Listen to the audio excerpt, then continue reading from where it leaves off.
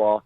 And if you're a fan of NCAA Football 14, I've been streaming a little bit more. There's this little G12 league we're in, kind of replace the college football season. So we've been playing some NCAA 14. We have 12 streamers.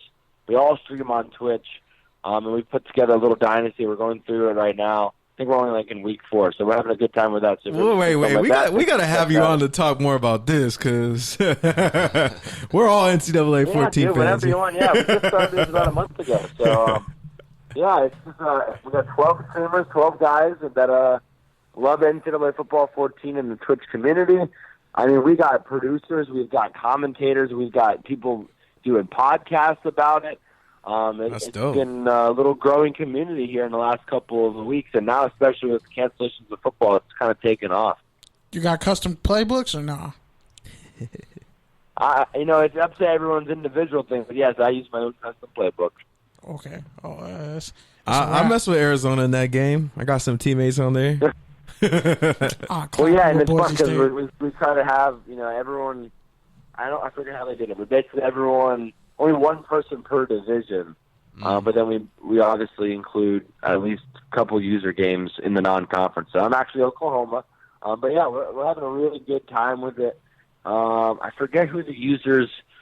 One user is USC, I believe. Yeah, he's actually running like a triple option air raid offense. I don't know, it's really crazy. But dude, check it out. Oh, that's on Twitter as well. G12 Football. So definitely check that out as well if you're interested in NCAA Football 14. It's really cool. It's really fun. Awesome, Corey. Well, have a good night. Thanks for staying up with us, and hopefully we'll talk again soon, man. Stay safe. Stay good. Yeah, absolutely. I was thinking about, how when I was planning all these conference previews that I was going to have one of you or both of you on the show to talk Pac-12 football. So unfortunately that didn't happen. But as soon as things kind of, calm down a little bit and we figure out where the heck we're at in this world, I'd love to have you guys on, so I really appreciate it. Thank you, guys. Sounds good, man. Down. Peace. Peace. Have a good one. Bye, guys. Yeah, man, so that was Corey from Hardcore CFB. Shout out to him. This is crazy what's going on over there, man. It's like wait until something happens. I mean, all week long, it's just like you're talking about these presidents and everything, and it's always comes down to what is the worst case scenario? And the worst case scenario is death. And so what do you go from there? And it's crazy seeing the differences from the different conferences being like, oh, fuck it. Yeah, pretty much. It's like we need revenue. Revenue from free labor? Well, it's just like we close them, we house them, we feed them. I don't know, man. Sounds kind of slavery. Not that I'm afraid to get political, but we get political, but it's just you can't not get political when you're talking about college football. It's the same shit that has been going on in this country forever. It's fucking state rights versus federal rights. It's like an exploitation of labor. Well, yeah, that's another good point too. It comes down is it that bold that Pac-12 wanted 50% of the revenue? I mean, it's stuff like that. It's like that's not that bold. It is a talking point. It's a starting point. But well, if you read my newsletter this week, I actually did a little report on the cancellation of the college football. westcoastsports.substack.com, which you can go to. Check it. But yeah, in that report I got from Sportico, I believe it said that the 10 institutions are expected to lose like over $700 million or something like that. Hold on, let me see if I can pull it up. Get you the exact figures. Okay, here we go. So the 10 public universities, so excluding USC and Stanford, the biggest ones, generate $942 million in revenue across all sports. That includes more than $124 million in tickets alone from football. And they also brought in $318 million in media money and another $197 million in donations, which most are attributed to football. So there's a lot of money, and just to even get more political, it's like you see the gambling wave. You see all the states on the West Coast have made it legal, and you see all the states on the West Coast moving towards likeness. And then over here in the South, you got these other teams who are just like, well, fuck it, we're gonna play regardless. And like the lines are being drawn in the sand. And I mean, what does this waiver look like that they have to sign? oh yeah, because what I think one of the soccer teams actually brought fans back into a 20,000 seat arena. They only allowed like 3,000. And yeah, they all had to sign waivers. They all had to wear masks. They all had to socially distance. There's socially distant music festivals now, with like which look kind of fire. That shit looks weird as fuck, bro. Nah, that concert. I've never seen that. I mean, I've been to Coachella, and you wait for another show to show up, and you got somebody sitting on your ankle. Exactly. You know? Yeah, yeah. Plus, all those drunk people. Who's gonna be the first one to throw a chair? Like, let's be real. That's not somebody sober. Yeah. Can we be honest? It could be like the dude in like his chick. Fine, Hollywood Bowl, go kick it on the lawn. Like have your wine and fucking listen to some random hipster DJ. But don't try to sell me $300 tickets to go and sit in a fucking drive-through and watch a musician. Yeah, exactly, and watch musicians from waiting far 87 minutes for some fucking chicken wings that are never gonna come. The fucking waiter already ate them on the way to my table. Yeah, man. Yeah, that, you're reminding him pre the show now. He's missing that taco that he really wanted. No, I went back and got said taco. Come on. Pete don't play when it comes to his Del Taco tacos. Even my brother was like, he was like, you don't have to go back. I was like, nah, we're going back. We got time. How much did that taco cost you? Was that 39 cents? It was Taco Thursday. So did it cost you your pride? 3 for $2.22. So like 66 cents. All right. Yeah. I mean, coin shortage, you got to get that. Yeah, exactly. When it comes to your money and your tacos. If you don't got a debit card, yeah, you're going to get your money's worth.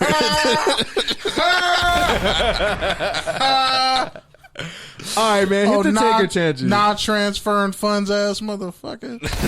Hit the take or tangent drop. I can't see, bro. Why you even ask me that? Let me see that. Stall. Stall as in. So taking tangents. Hey, shout out to people who don't want to get debit cards and always asking you to like buy them shit and they'll give you the money back later. Like sometimes sometimes I get paid and like I don't want to look at money coming out of my account. That shit is akin to like emotional abuse. That's how that feels when I gotta like pay for something because you don't want to get a debit card from 7-Eleven and put money on it. Like, it's not that hard. All right, first up, the Seattle Seahawks. They made an interesting move this week.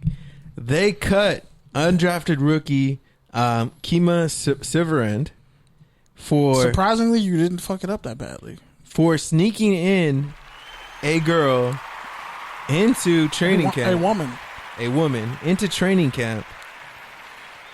Dressed like a player. Oh, yeah, I forgot about that. She was dressed like the kicker, the trainer, head athletic trainer. Wow. So do you got to take her tangent on that, Kenny? I mean, got cut trying to get some cutty. Somebody on Twitter said they called the horny police on him. Somebody probably snitched. You know, that's the biggest problem with the COVID is that everybody's going crazy because they ain't getting laid. Nah, it's people fucking out here. Y'all got man. that twist. Nah, people fucking out here. Y'all don't. It's happening. Listen, man. I mean, I'm in a committed relationship. So don't say shit else. Yeah, I'm married, man. I'm gonna just help both of y'all be quiet right now. My wife's not listening. I don't think. I think she's back busy. in my day, no, but there's a force. Like women, like they feel it in the force. Like they feel like you just said something. I don't know, man. Me and my friends have talked about this before, and it's like women have scary. And instincts. it's like even now, just from our generation, and Eric's a little bit older, but just from like, thanks. Now he definitely is gonna play you. My gray hair is growing at the second, and in places you don't want to know. But anyway, but like, just from the late 20s to like this now Generation Z TikTokers, Snapchatters, it's like oh man, there's a huge difference in mentality. It's like, you know, like for sure we came up with Drake and like, you know, we got in our feelings and we felt sad. Like when you got rejected by a girl, but the it was height like, of toxic relationships. But it was like hookah lounges. But it was like, okay, I'm gonna go get money. I'm gonna go work on my craft. I'm gonna go get more money. But it's like this youth out here, man.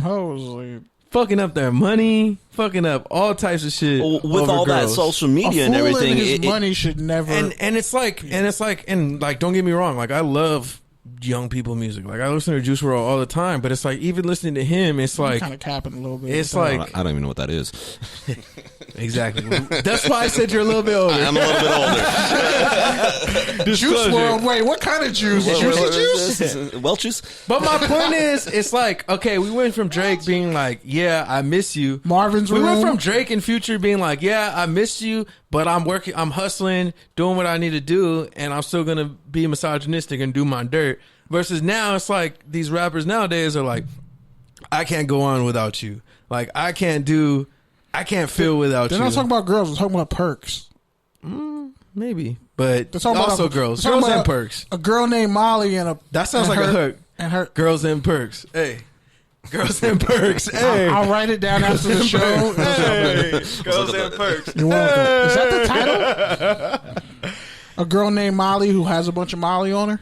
But yeah, man, I just like Louis Riddick said, undrafted, $2,000 signing bonus, and you fuck up your money because you couldn't wait a few weeks to get laid.